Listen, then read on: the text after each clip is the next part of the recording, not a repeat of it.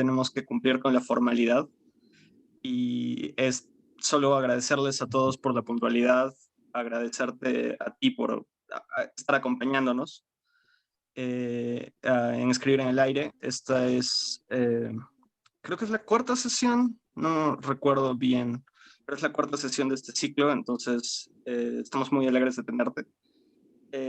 Voy a leer una pequeña presentación y luego le doy la palabra a Mauricio y seguimos con la conversación de la manera más natural posible.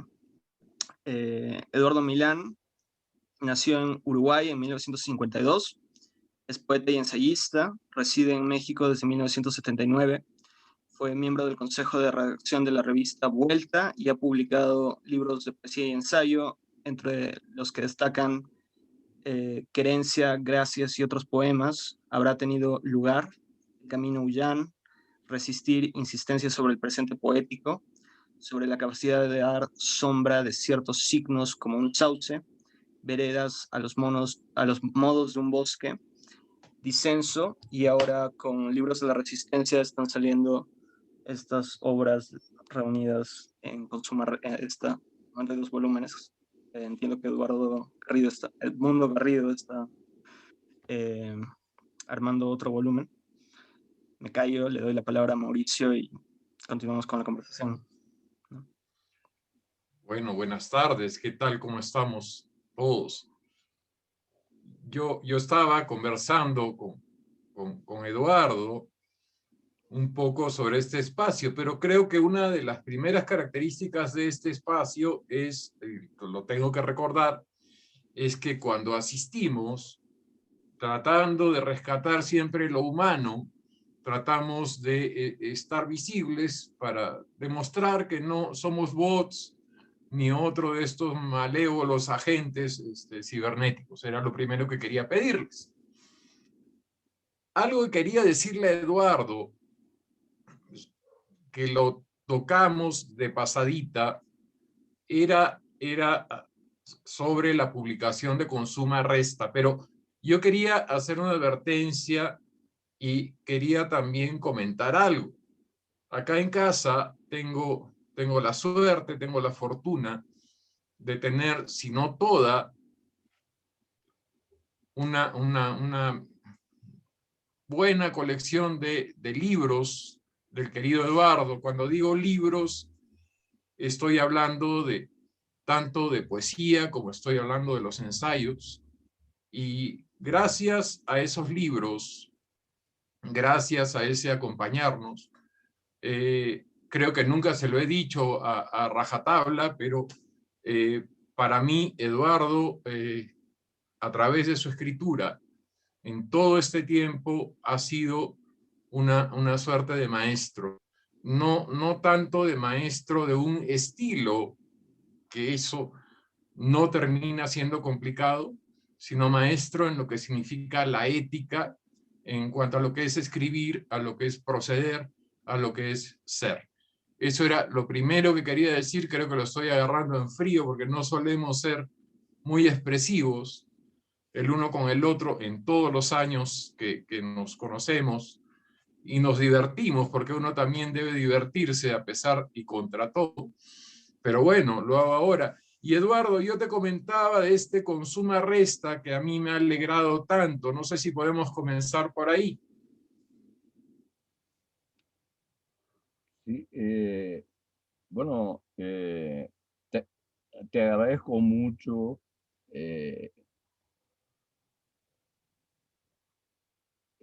tus palabras, que son eh, la manifestación eh, flagrante de ese afecto que nos tenemos, y para ese último elogio, de ese último abrazo que me diste, me falta cuerpo, loco. Me falta muchísimo cuerpo porque voy en un adelgazamiento, pero igual me siento halagado y me siento, yo qué sé, eh, como sabes, halagado e incómodo, que viene a ser más o menos lo mismo, pero traducido al chino, o sea, con palitos. De manera que A mí- para mí es un gran gusto estar acá contigo, con Braulio, con la aparición. Bueno, es un mundo espectral. Yo no lo daba por ido, pero el aparecer de Daniel es como el aparecer de este lucero de Enrique Lin, es una especie como de brillo en la noche, muchísimo, qué sé yo, es un acompañamiento, es algo que a mí me conmueve. Me he dado cuenta, y esto lo quería comentar solo a ti, y aprovechando ahora que estamos solos, Mauricio, decirte que estoy cada vez más eh, reblandecido, entonces es peligrosísimo el elogio. Entonces, te quería pedir que mitigaras tus adjetivos y adverbios.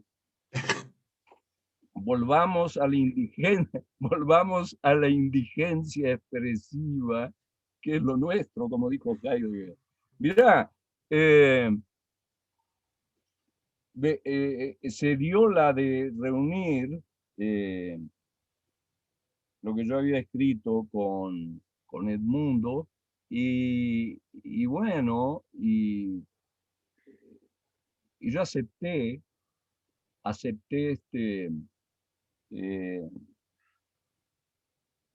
digo, acepté porque quería ver, yo qué sé, uno tiene esa cosa, tengo 68 años, y uno tiene esa cosa, quiero decir, normal, y como dice el propio, como dice Vallejo, uno se siente en realidad tontito, este, a, a medida, a medida en que ve el transcurso del tiempo. Entonces quiere ver algo de lo que ha hecho junto, ¿sí? Y bueno, y me dio por eso, porque además, como soy un tipo que soy un extraterritorial para empezar el catálogo de citas, que siempre queda bien, como soy un extraterritorial, este, y estoy fuera, quiero decir, estoy fuera literalmente de Uruguay. Em, Tengo a mis hijos, tengo a Gabriela, tengo a amigos, pero estoy fuera en el sentido de que no logro empatar. Bueno, nunca logré empatar mucho, es un partido que está perdido, de manera que no voy a hacer grandes esfuerzos y solo dura 90 minutos, loco. No hay que, no hay que olvidarse de eso. Duración medida, 90 minutos, el alargue cuando muchos son 15, salvo en campeonato. Ahora, ahí está lo que yo quería meter. Eh, a veces digo, a veces cuando digo, digo, eh, no me habré equivocado, claro que me equivoqué, pero yo cuento con que hay una parte de esto, de la escritura, que es un error. Quiero decir, error en el sentido es que eh, te lo decía al principio, es un arte paradójico, es una jugada paradójica, y es una guerra perdida, como toda guerra contra el tiempo. Lo que pasa es que eso es lo que nos hace como, hoy te hablaba, eso es lo que nos hace como humanidad. eh, eh, Pelear guerras perdidas, pero guerras ya hoy, estamos conmemorando desde el 18 de marzo la Comuna de París, los 150 años. Para mí, bueno, tengo célebres ilustres que me han antecedido en la consideración, es uno de los acontecimientos más importantes de los últimos 3 siglos, ¿no? Y los más conclusión, esa es lo que quería llegar. Yo siempre quiero llegar a esta conclusión. Los masacraron a todos. Después de 72 días, los hicieron absoluto talco. Esa es la especie humana. Eh, y por ahí los ves, quiero decir, por ahí ves a los franceses y por ahí sigues viendo a a las derechas disfrazadas de izquierda. Y bueno, y es este mundo totalmente espectralizado, lo que sabíamos ya manifiesto, y se me hace ya va en el tercer, ya es la parte más gruesa de, de lo que escribí, ya está todo, faltan unas cositas, ¿eh? Pero, y bueno, tal, lo hice, quiero decir, lo hizo el mundo, otra vez. Sin el mundo no hubiera hecho nada, es la verdad. Eh, Ahora no sé muy bien qué decir. Digo, en realidad no tengo nada que decir sobre lo que es como tú sabes, yo tengo una biografía accidentada, y lo que yo escribo ha dependido siempre mucho de lo que viví. Entonces, eso es una especie de condensación de lo vivido que está ahí. No digo nada, no estoy inventando nada. Quiero decir, cifra algo. Y,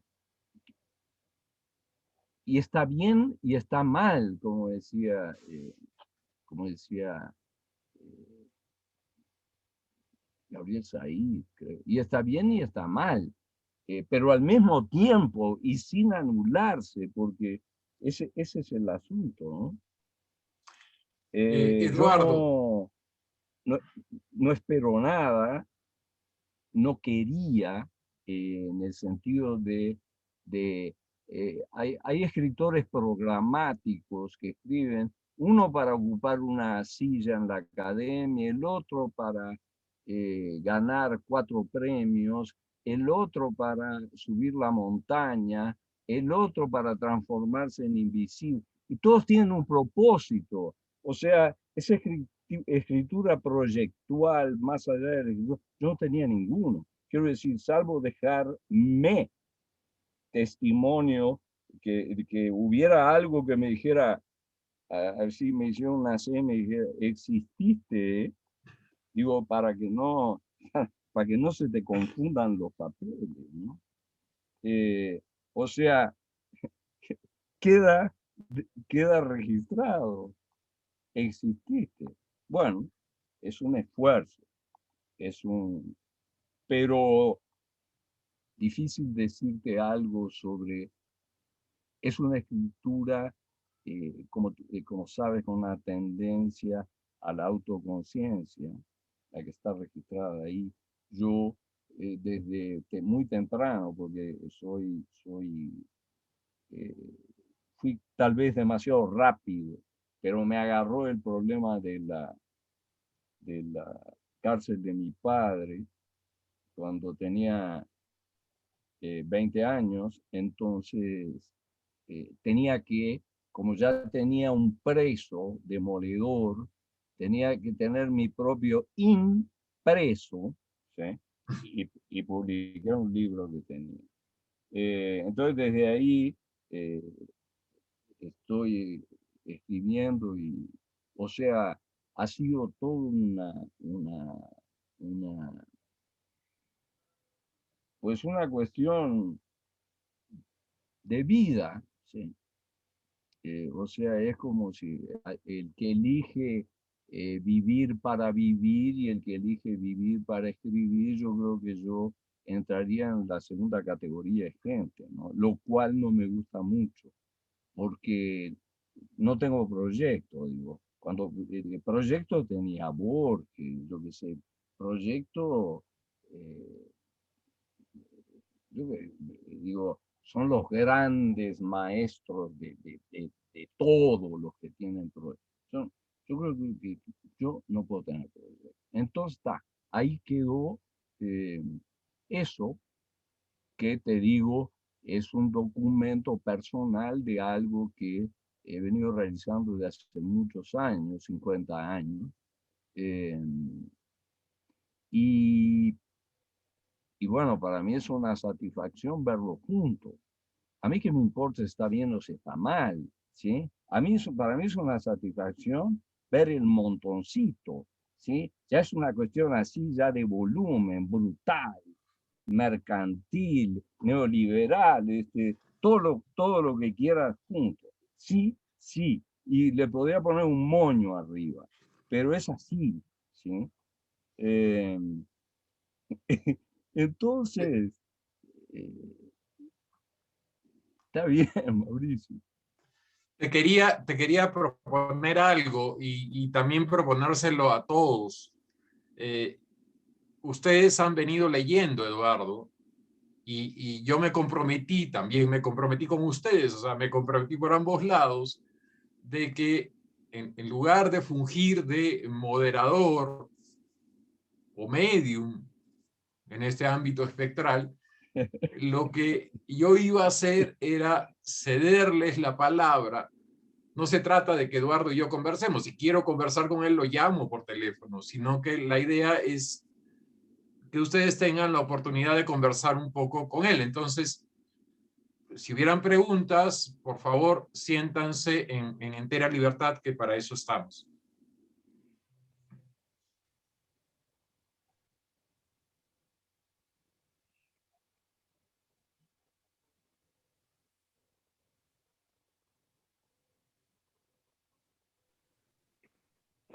Muy buenas tardes, estimado Mauricio y estimado Eduardo y a todos los compañeros.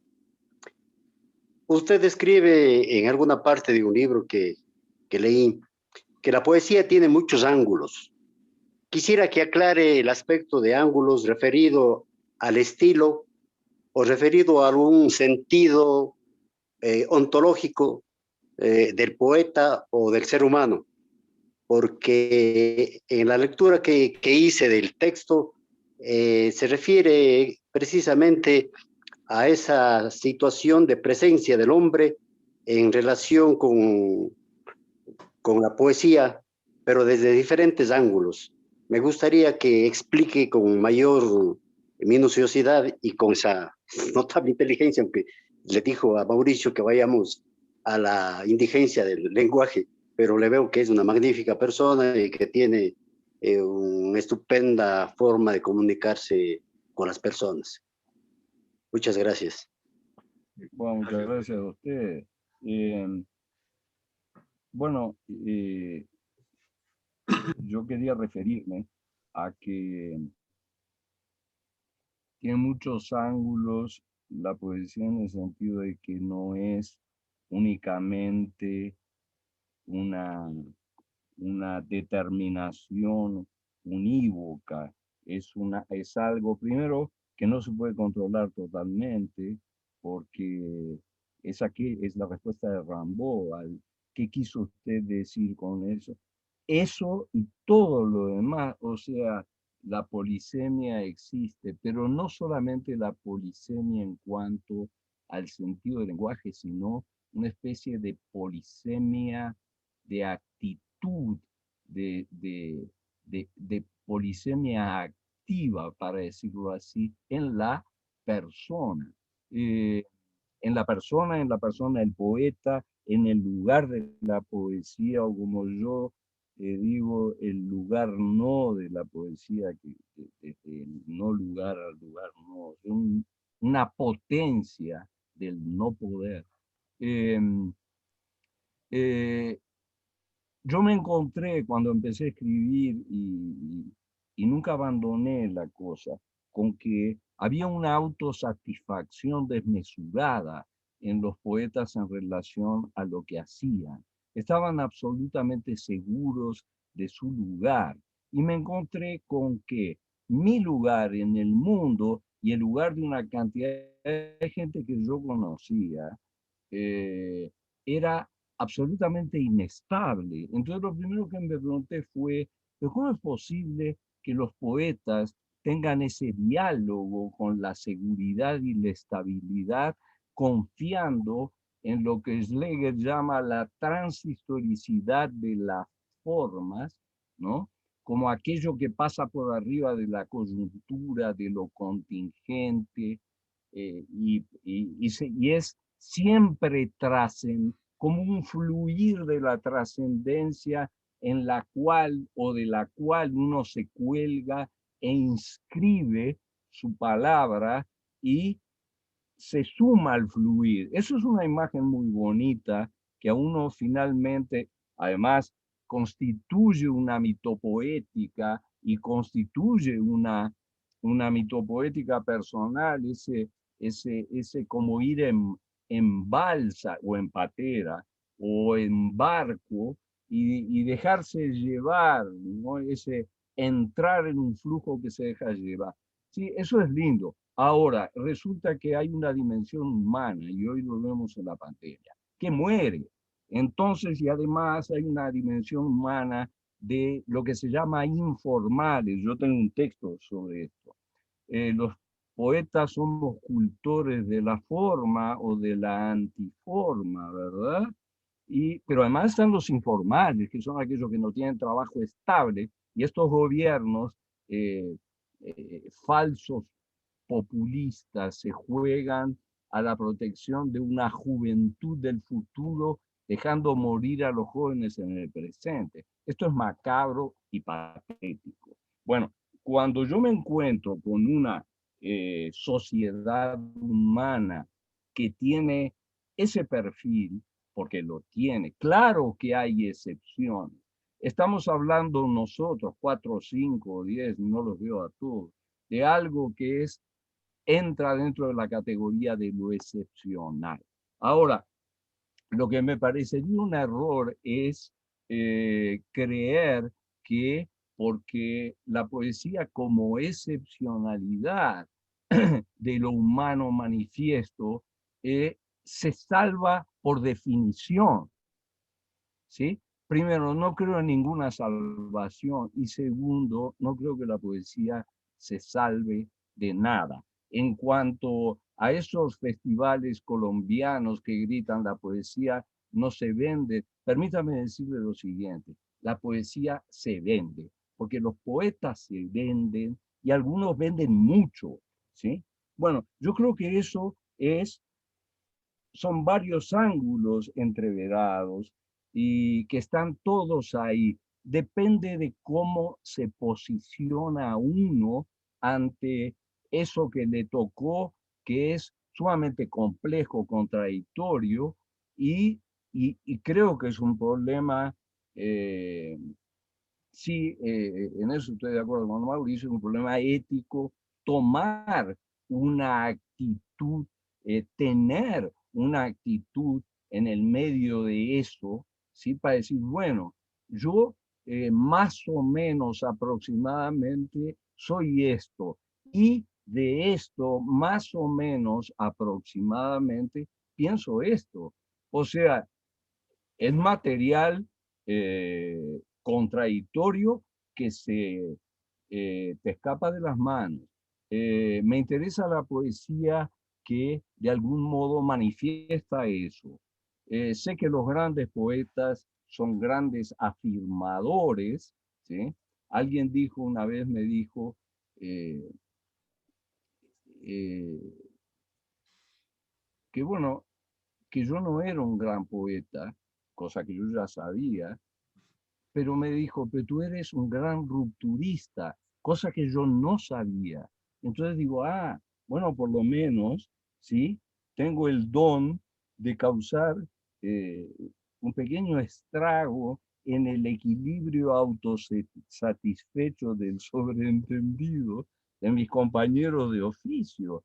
No está nada mal, no está nada mal. Ahora, quiero decir con esto, sí heredé de los Beats, a quienes leí muy tempranamente, una posición como de incomodidad, de sentirme incómodo en el mundo y digo, y si soy un tipo que se siente incómodo en el mundo, ¿por qué me voy a sentir cómodo en la escritura? Yo quiero transmitir algo que no tiene que ver con lo que yo era en la vida. Supongamos que la vida pasa también para mí y, y después, pero este era un cómodo. ¿M? Mira este lenguaje de la comodidad lleno de metáforas, árboles perfectamente levantados, ¿eh? Eh, sin problema. No, para mí la escritura es problemática, tanto como la existencia humana.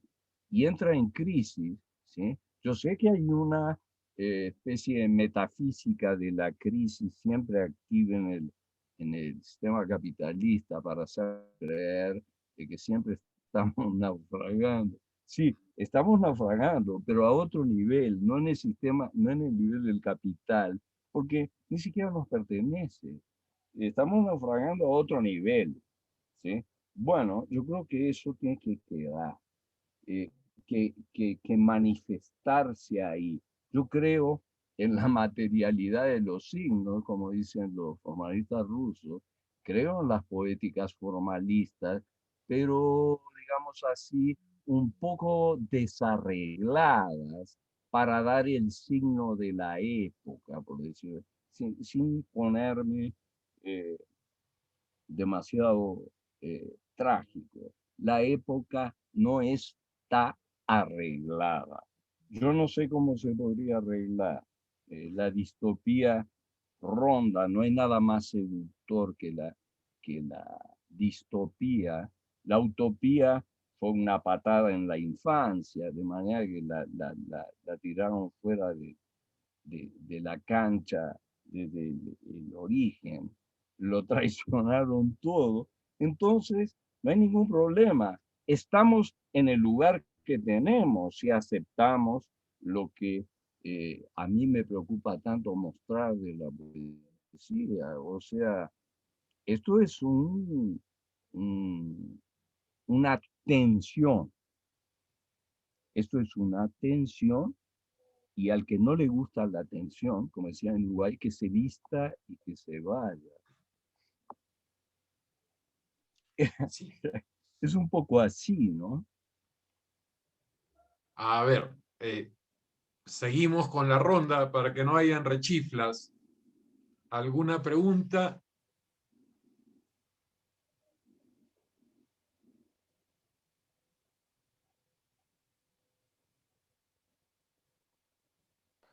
Yo te quería preguntar algo, ¿qué tal? ¿Cómo está? Muchas gracias por presentar. Tenía un montón de preguntas y la mía quizás sea un poco superficial en relación a, pero me despertó un poco esta curiosidad cuando estaba hablando y es en este ejercicio de tensión y del no lugar, ¿cómo se encuentra usted, digamos, y disculpo la terminología, pero me disculpo por la terminología, pero cómo se encuentra usted en el mundo literario o poético por el que ha transitado de una manera siempre paralela, ¿no? Pero sí ha pasado por él y ha tenido encuentros con distintos poetas y movimientos, ¿no? Y cómo ha sido esa experiencia para alguien que es, según sus propias palabras, alguien desterritorializado, ¿no? Mira, sí, sí, es una pregunta que eh, tiene que ver mucho conmigo porque también ahí aparece una especie como de paradoja que yo no la voy a negar porque eh, enseguida, cuando todavía vivía en Uruguay, eh, le mandé un libro a Roldo de Campos. Yo no escribía poesía concreta, nunca escribí, pero respeté muchísimo siempre a los poetas concretos y, y a lo que viene de ellos, yo que sé, a la música popular que tiene toda esa riqueza en Brasil que tiene que ver con lo lingüístico, desde Chico Buarque hasta Caetano, hasta Gilberto Gil. Tom Zek es un genio. Quiero decir lo siguiente. Le mandé ese libro y Haroldo me agradeció. Y como el tipo era buena onda y yo me había quedado solo, insisto, yo estaba preso, lo fui a conocer a San Pablo y ahí conocí una cantidad de gente eh, que estos, porque eran tipos generosos, porque hay gente generosa en este mundo, ¿sabes? Tú eres un tipo muy joven, por lo que veo, y capaz que no lograste captar una dimensión de la especie humana como la capté yo, que tuve otro mundo, se me ofreció otro mundo, otra seguridad del mundo que se me desbarrancó, pero yo siempre fui consciente que lo que me pasaba a mí, y no era la humanidad general que lo padecía, pero existe la generosidad y hay gente generosa, porque hay gente que no es generosa. Entonces hay que hacer una especie de equilibrio para que no sea una catástrofe esto. Entonces te encuentras 5 generosos contra 500 en sentido contrario, y el trabajo es un trabajo de Hércules, ¿no? Ahora, el ser generoso. Eh, entonces digo, ahí va uno, que decía, Arnoldo es una figura. Después vine a México, me dio trabajo Octavio Paz, en un lugar que todos querían. Al final yo ya no sabía si aquello me favorecía o no, porque demasiados querían ese lugar. Y es peligroso cuando estás en un lugar que lo quieren demasiado. Eh, para que veas, ese es otro. Después conocí a un grupo de gente por José Miguel Ullán, gran amigo mío, excelente tipo, ¿eh? Que hizo por mí, no te puedes imaginar la cantidad de puertas que me abrió Valente. Y bueno, José Miguel es fundamental para entender mis conexiones con España, ¿no? En un momento estuve también conectado con Andrés Sánchez Robaina, hicimos la antología, qué sé yo, se podría decir que he estado en lugares donde existe lo que se llama el poder literario. Es verdad, pero no me acuerdo de haberlo ejercido. Y quiero decir, uno puede caminar entre eh, tensiones y tentaciones y tal vez eh, no salir igual o perfectamente sano, pero no sucumbir. Si lo quieres así, bueno, estoy automitificándome y tomando mi existencia como una especie de ordalía. No, es que fue real. Quiero decir, todo esto lo podés comprobar. Yo soy un tipo que dedica a las cosas, entonces lo que escribo, y, y bueno, estos tipos para mí, yo los levanté en el lugar que creo que tienen. Yo a lo que quiero le dedico, ¿sí? Es normal, será una cuestión planetaria, eh, sublunar, yo qué sé lo que es, ¿sí? Pero pertenezco a un mundo, hablamos con Mauricio ayer o hoy, que ya no está. Bueno, a mí me interesaría a ti, que tienes la edad de un hijo, recordarte que había un mundo donde la gente era generosa. Tú te vas a enfrentar a un mundo difícil y tienes que saberlo desde ya. No te quiero romper la alegría, nada más te quiero decir que se puede pasar entre chacales y no perder por lo menos la identidad. Eh, yo estuve en lugares de poder y a veces terminé en el hospital, como en el hospital español, por un exceso de ingesta. Es una palabra horrible, prefiero la palabra gesta. En realidad prefiero la palabra épica porque ya no existe. Es más, te podría decir casi que prefiero lo que no existe, pero no es verdad. Tengo una reverencia hacia lo que no existe porque es precisamente el dominio de lo espectral. Ahí está Hamlet, que no nos deja mentir. De manera que sí, he vivido en zigzag, como Nosferatu cuando baja del barco en una de las últimas escenas de El Nosferatu de Herzog, en zigzag cruzando el Zócalo. Y bueno, sí, hay otros que van en línea recta. No me tocó eso. Siguiente pregunta, por favor. ¿Sí?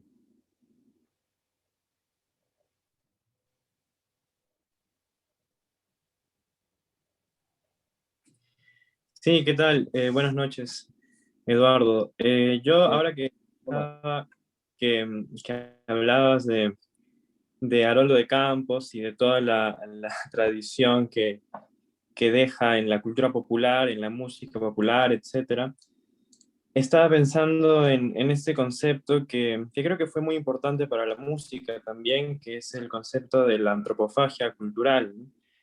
Que es algo que recogen de Osvaldo de Andrade y que tú has escrito sobre eso también bastante. Entonces, pues quería preguntarte si crees que todavía este asunto de armar una estética, digamos, casi como subalterna, de tercer mundo, y que ese centro se coma, ¿no?, a todo lo demás, y pueda seguir siendo válida para América Latina hoy.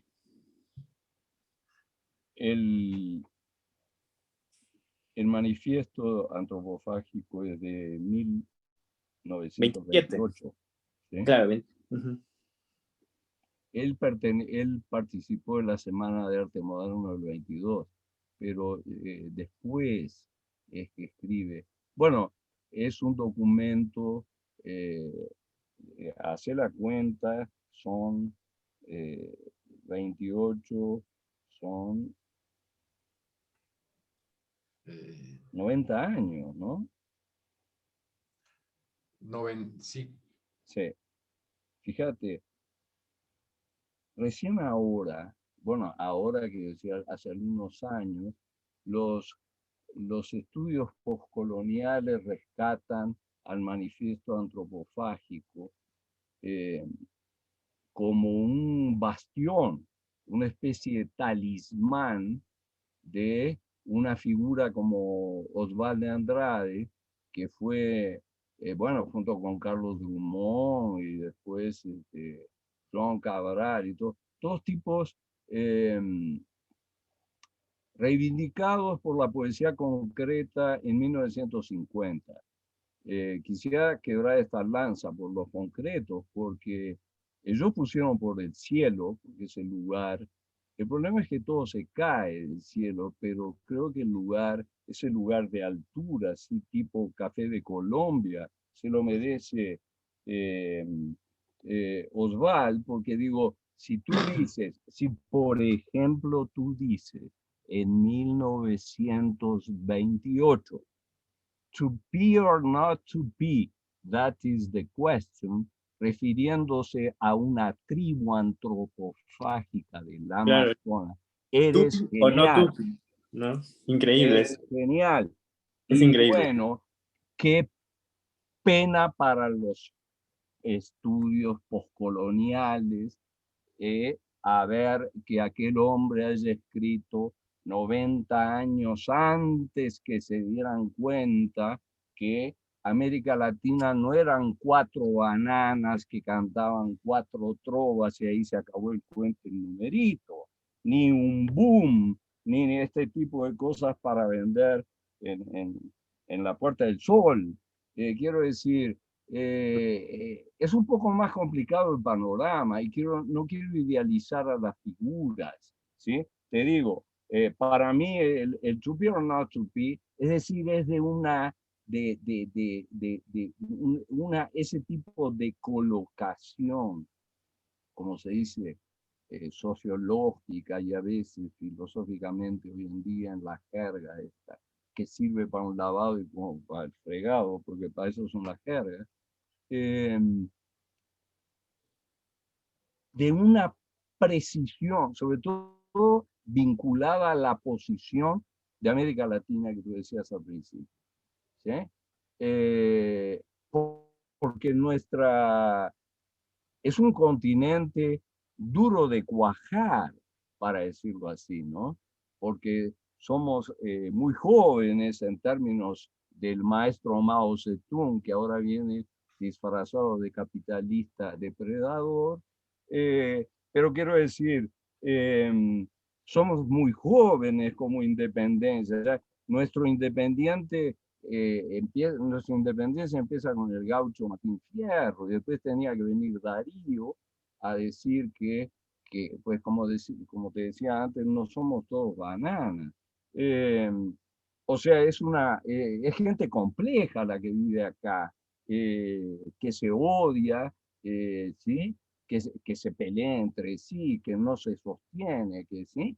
Y esto es América Latina. Entonces tenés que alterar algo, por ejemplo, sustituir esa metáfora de Oswald, hamletiana, neo-hamletiana, es sin duda un lugar eh, inexistente en aquel momento. Pero toda metáfora es una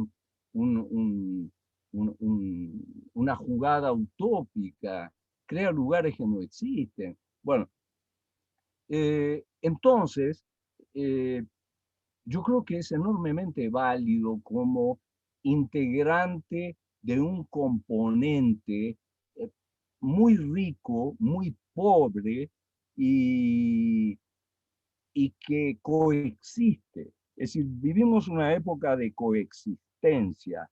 Hay gente, 4 o 5, que se volvieron multimillonarios en medio de un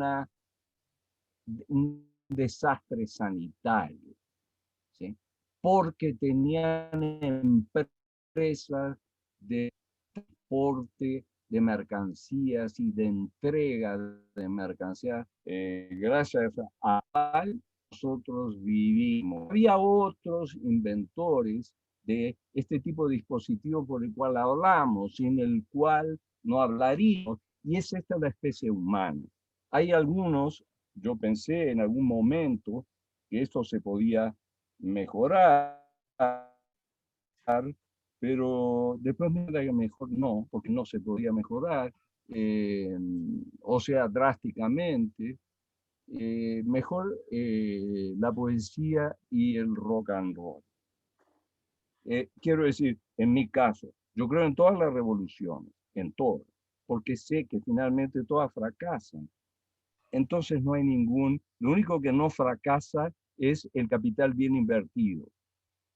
Entonces, mientras tanto, mientras no se caiga el capital, o sea, es transitorio, pero aún en el tránsito creo absolutamente en demostrar que uno vive y es una realidad compleja.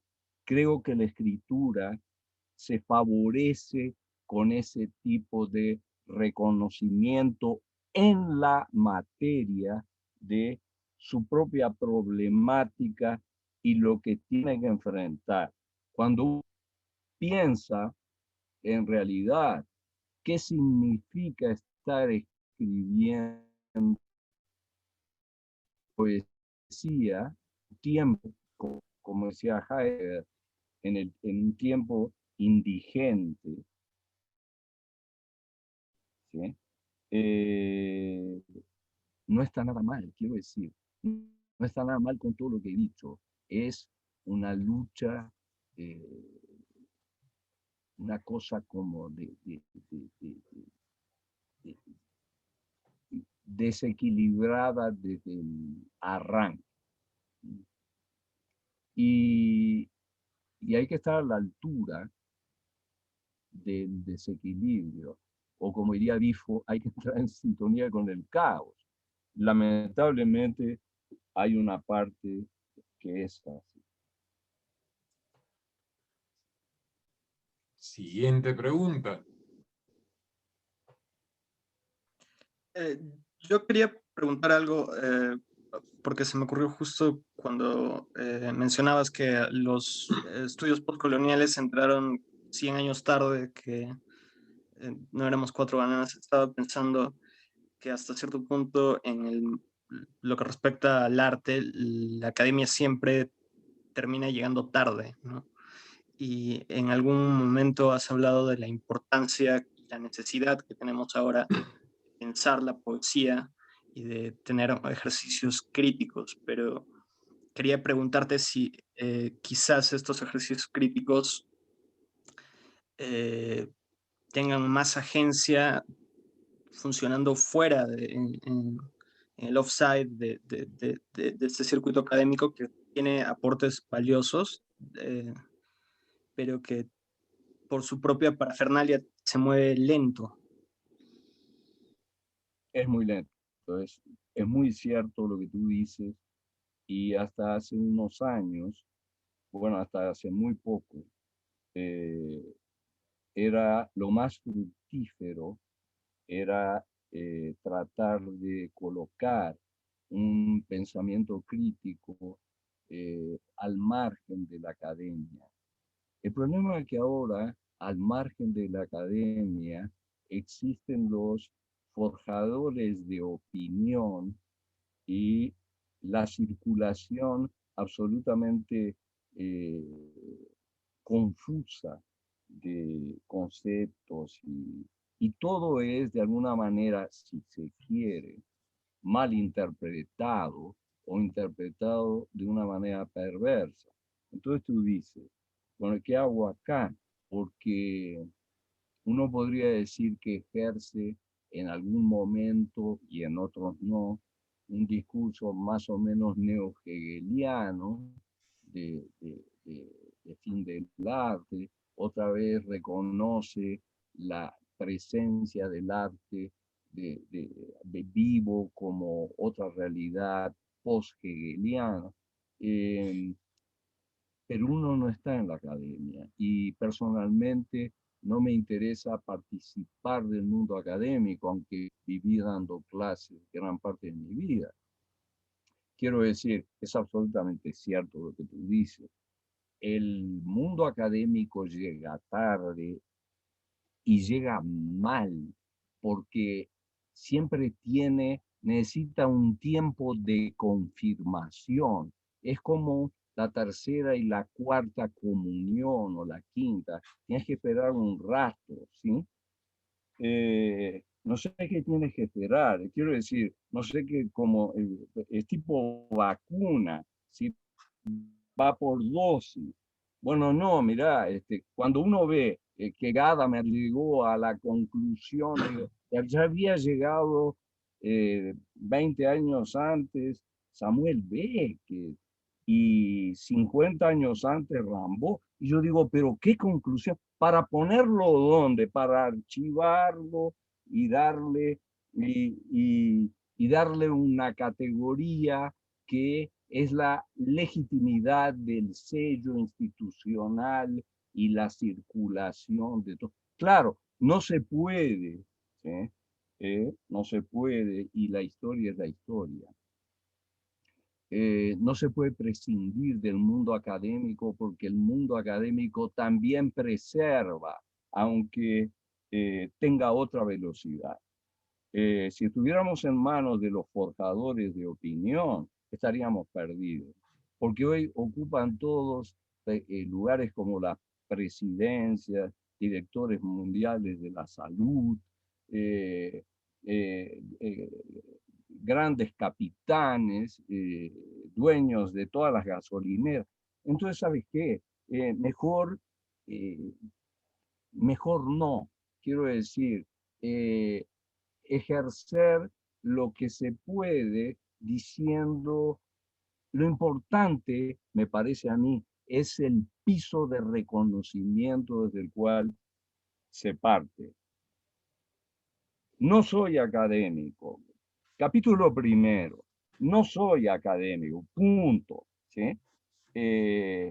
Pienso que tal y tal cosa.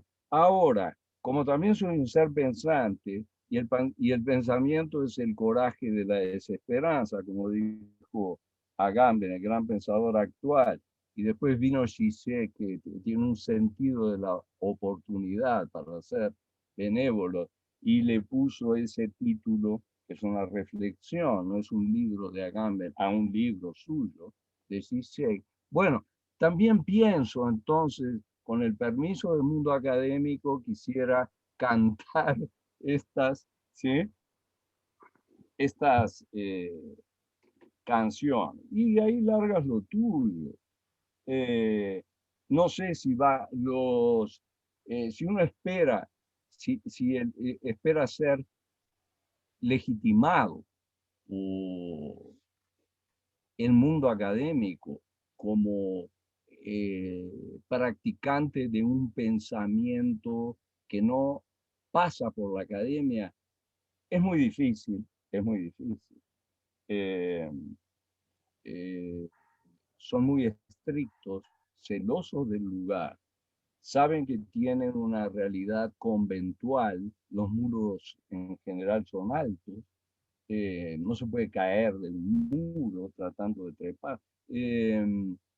De manera que yo te diría que si estás al margen de la academia, te mantengas al margen de la academia y también cuidando los costados, porque es el imperio, como le quedó demostrado, de las fake news, es el imperio de la tergiversación, el robo y la confusión a priori.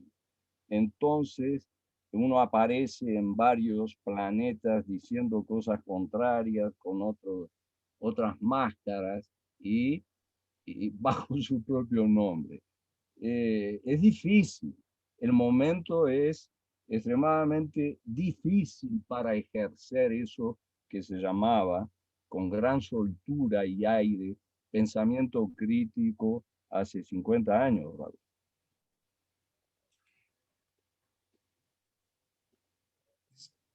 Creo que el tiempo nos va a dar para 2 preguntas más, así que como no queremos tampoco agobiarlo, Eduardo, No, estoy yo les bien. voy a... Está bien, perfecto. Entonces, no sé, ¿hay alguna pregunta? Mauricio, ¿me permite? Sí, dale, dale. Buenas tardes. En primer lugar, muchas gracias, señor Eduardo Milán, por acompañarnos. Siempre lo recordamos porque también la fecha de su cumpleaños es el 27 de julio, justo un día antes de nuestro aniversario patrio del Perú. Ah, Lo que yo quería decirles es que una entrevista suya, ya hace poco, creo que la dio para una revista de México, usted menciona que es muy importante que los jóvenes no lean solamente a sus contemporáneos, porque es como que uno leyera a su amigo, lo cito literalmente, ¿no? Es como que uno leyera a sus compañeros, a sus amigos en plena borrachera, y se acostumbra a ese tipo de lecturas. Usted recomienda en ese mismo artículo que deberíamos leer a, a autores clásicos para así tomar en cuenta cómo fue el devenir de la poesía.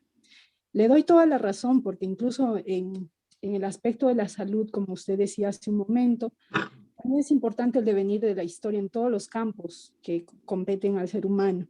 Si yo me voy simplemente a pedir, por ejemplo, ¿no? una resonancia a alguien, pero no sé en qué consiste ese estudio, no sé cómo examinar a un paciente, saber la historia de un signo neurológico, es imposible que yo pueda interpretar adecuadamente no solamente una enfermedad, sino también al propio ser que sufre.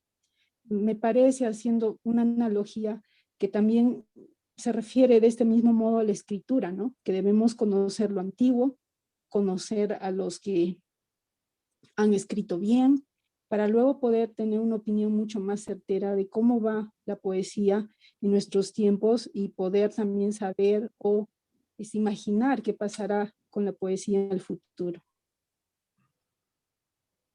sí. El asunto es complicado porque es verdad, yo dije eso y lo creo. Sobre todo, eh, creo en la realidad de que la gente muy joven, claro que hay siempre excepciones, se, se, con, se complace, se conforma como grupo humano llamado poetas jóvenes, por ejemplo, leyéndose entre ellos e intercambiando opiniones y lo cual está bien, quiero decir, somos seres gregarios y formamos manada, como se dice hoy, y no hay reproche. Lo que yo sí, y hoy lo digo porque también lo estoy viviendo, ante un colapso como el vivido, estamos viviendo ahora, todo el pasado se viene encima. El tiempo, no voy a empezar a hacer metafísica de la presencia como de realidad. No. Yo quiero decir que el tiempo adquiere valencias diferentes, a veces se aleja mucho, a veces se acerca mucho, a veces la anterioridad, para hablar del pasado, se parece que es un edificio que se te viene encima. Calvino recomendaba leer, ¿por qué leer a los clásicos? No estoy inventando nada. Lo único que digo es lo siguiente, cuando uno lee el pasado, a ese pasado de, que conforma un mundos de escritura tan diferentes a los que uno practica, uno se lleva sorpresas como el reconocimiento, lo que uno puede reconocer ahí. Y bueno, uno de los problemas de este mundo es el reconocimiento, pero no el reconocimiento de alguien como, no, el reconocimiento de lo que no es uno, el reconocimiento de los otros. Yo soy una persona que viene de la crisis de las vanguardias. Pues yo tengo un enorme respeto, un gran amor por las vanguardias. Sí, las vanguardias, sin embargo, tuvieron una posición bastante conflictiva con la anterioridad, no la modernidad bodleriana. Sabemos que para Baudelaire el pasado es muy importante, pero para nosotros post-baudelerianos o baudelerianos radicales que pasamos por la vanguardia, el pasado se convirtió, esa anterioridad, en un problema. No sabíamos muy bien qué hacer con él, no sabíamos qué leer, cuánto leer, cómo valorar aquello. Si se trataba de valorar, capaz que no se trata de valorar y sí de reconocer.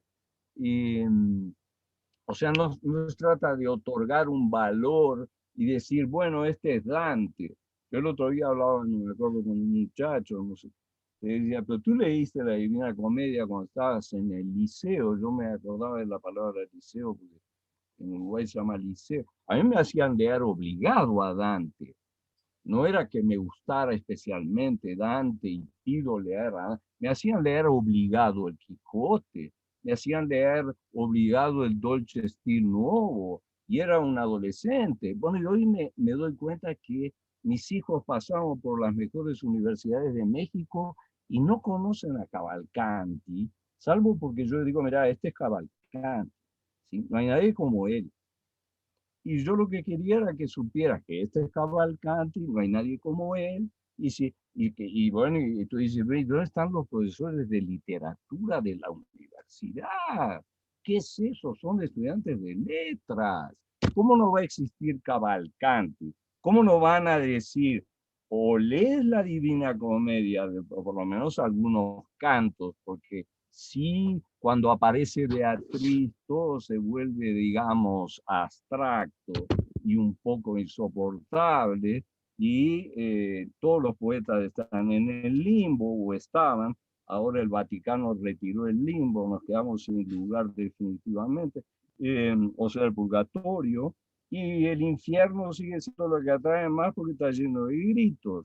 Ahora, hay que leer eso, porque hubo uno que, aparte de todo, era uno de los más grandes versificadores. en el sentido de buey que termina el surco y da la vuelta, no es un juego.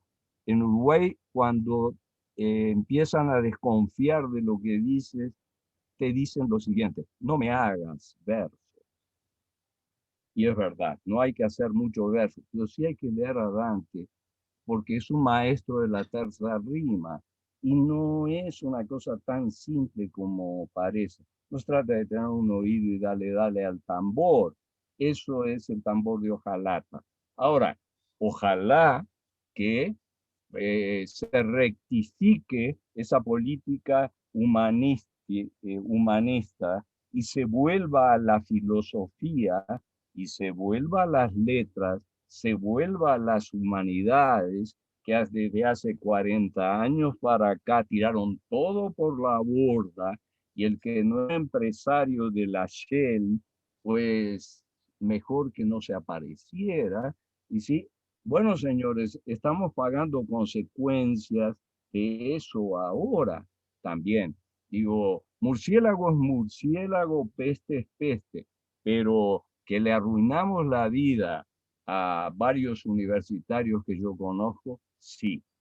Las humanidades se dieron a la fuga o las ahuyentaron de los recintos académicos, y la literatura, con su función, que no sabe muy bien cuál es nunca, y con ese lenguaje, como se decía antes, plásticamente figurado, también pasó a un segundo, tercero, cuarto lugar. Es vergonzoso que un estudiante de una carrera universitaria, y para no decirlo claramente, de cualquier enseñanza media, salga de esa enseñanza sin haber leído a Dante, al Quijote.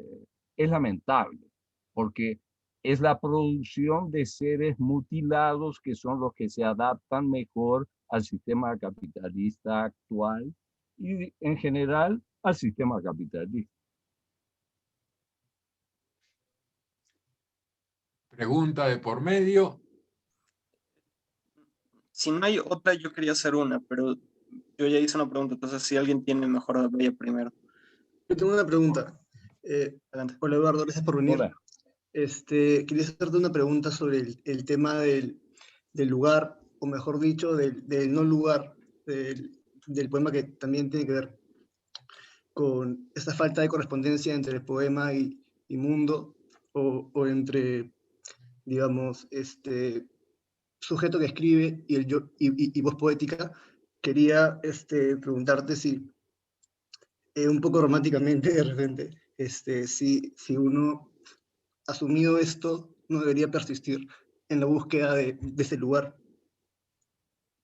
Perdón, si uno, no, es que la última parte Sí, no la entendí. sí, asumido todo ello, uno no debería persistir en esa búsqueda del lugar. Bueno, yo te cambio un poco la colocación mía ahí. Yo te diría que escribir desde esa perspectiva, que es la que yo efectivamente suscribo un poco, yo creo que escribir es aceptar desde la largada que ese tránsito de no lugar a lugar, no. Es decir, aparentemente un no lugar el reconocimiento de una impotencia, pero haces una pequeña metátesis y el lugar no se transforma en una potencia, porque es el poder no. O sea, poder no tener ese lugar del cual los poetas se jactan en una especie de autosatisfacción y de sobreentendido. Me parece importante eso, porque el reconocimiento, que no es una negación de la existencia de la poesía en el mundo, por supuesto que no. Esto no es una empresa delirante. Lo que estoy diciendo es que es mirar ese factor o reconocer el factor desde el lugar de la potencia y no el lugar de la estatuaria incuestionable o de la marmorización de un ejercicio tan humano que parece que cuando Vallejo dice poemas humanos, lo dice porque se había perdido de vista. Es decir, solo nosotros escribimos poesía. Bueno, entonces, ya que estamos ahí, vamos a... hay, por otra parte, en términos de puramente inmanentes, hay un sustrato en la poesía que es el vacío. Si tú reconoces el vacío en la poesía, resulta que no eres completamente moderno en el sentido de no llegaste a la poética coloquial, no reconoces el habla, entonces se empieza a confundir con lo que decía Nicanor, que era otro de los grandes para mí, Nicanor Parra, y que la poesía está en el habla común, pero no hay nada más difícil que el habla común. No hay nada más difícil, porque lo que se hace es repetir un código y nada es consciente, nadie es consciente de lo que habla la mayoría de las veces. Hablamos para que el otro hable y para establecer contacto. Lo que se pide ahí es un efecto de distanciamiento, ¿sí? De venir de otro lugar o de salirse, salirse de la jugada. Ese lugar que está y no está de la poesía, que es y no es de la poesía, es un lugar donde no se puede estar mucho tiempo. Hay que ser itinerante, hay que salir, volver a entrar, dar un rodeo, mirar desde arriba, ¿no? Subterraneizarse un poco, tratar de mirar desde abajo. Pero no es el lugar que ya querría uno como Lezama, no es el lugar para mí de la fijeza. No se puede estar ahí como un simple estar ahí, porque uno está haciendo una práctica. ¿Sí? Uno no está petrificando al ser, ¿no? Uno no debe inmovilizar al ser, porque el ser se va a liberar. Entonces, batalla perdida. ¿Mm? Dejar todos los radicales libres, ¿sí? Todos los radicales libres. Ese es para mí no creo en los mensajes, pero sería de alguna manera lo que yo te diría. Sí, partiendo de la base de lo que uno cree, ejercer eso es aceptar que estamos en ese tránsito del no lugar al lugar, no. Para colocarlo, no sé si te sirvió para algo lo que dije. Sí, sí, lo que pasa es que yo tenía la duda también leyendo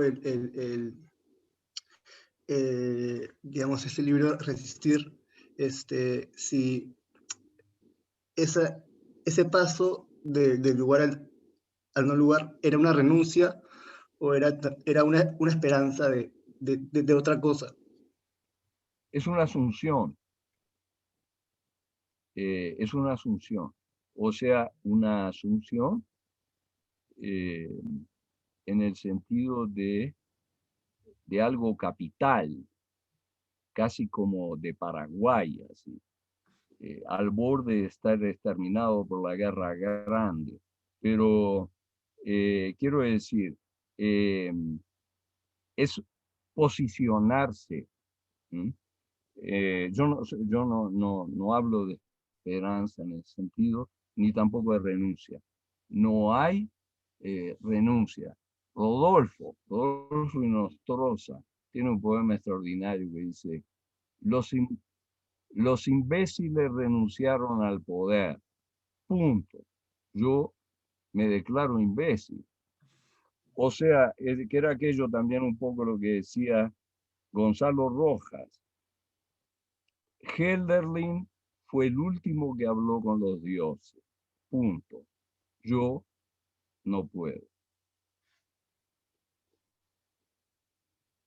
¿Sí? O sea, son tomas de partido, posicionamientos, ¿sí? Es tan difícil hoy en día conseguir que un poeta diga la realidad en la que está como poeta, que no sea el sobreentendido, una especie de canción que cantan todos. Claro que es muy lindo ocupar una posición en el coro anónimo de los que dicen soy, todo entre guión. Claro que es bonito, es una canción preciosa, debe ser medieval. Ahora, ¿sabes qué? El problema es que hay que tener hay que ponerle un poco más de aceite a este motor. De lo contrario, no anda, ¿no? Uno ha leído, y te pasará a ti, ha leído miles y miles de poemas repetibles. Parece la imagen de Neruda, ¿no? Tomates repetidos hasta el mar. Es una cosa que llenó todo el espacio. ¿Mm? Entonces uno dice, bueno, no, hay que sentar plaza, como se decía antes, ¿no? Hay que decir, bueno, mira, yo pienso de esto, y también se puede ejemplificar con, mira, te puedo decir lo siguiente, todos los poetas son tan polisémicos que han servido para ejemplificar que la cosa iba de una manera y pueden servir los mismos para ejemplificar que la cosa va en sentido contrario. O sea, es una cuestión de posición temporal y el lenguaje, ¿sí?, que ya está escrito. El problema es el que se va a escribir o se está escribiendo. El que ya está escrito es, puede darse esa libertad de la variación inmutable, para llamarlo de alguna manera, ¿sí? El problema es que lo que nosotros estamos escribiendo no está en esa posición y no podemos ponernos en posición de Félix Lope de Vega y Carpio. Ese no se va a mover.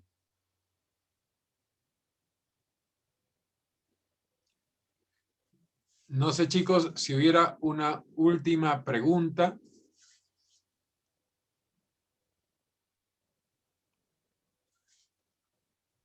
Mauricio, un comentario. Sí, adelante, María Luz. Esta reunión de hoy día ha sido sumamente excepcional. Y esto de la escritura de la que tanto también tú nos hablas, gracias a Eduardo Millán por hacernos ver que también las humanidades son importantes en todos los campos. Recuerdo algún artículo en una revista médica norteamericana que hablaba que en ciertas universidades se enseñan a los médicos, por ejemplo, a observar mediante obras de pintura clásicas. Y se ha descubierto que pasado un tiempo los médicos son mucho más acuciosos al examinar.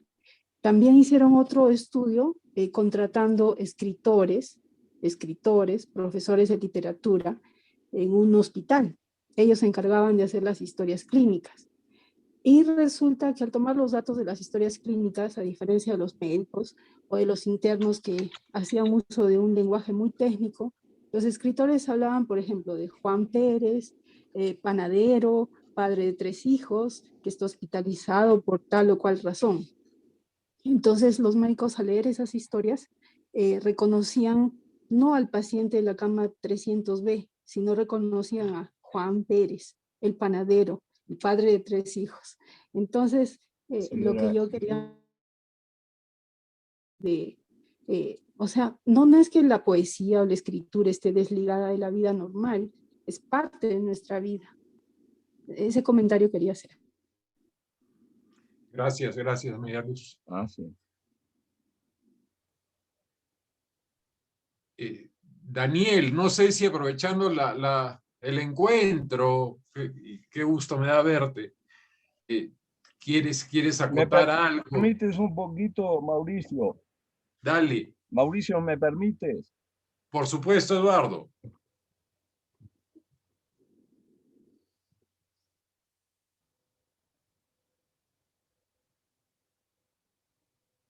A veces es bueno no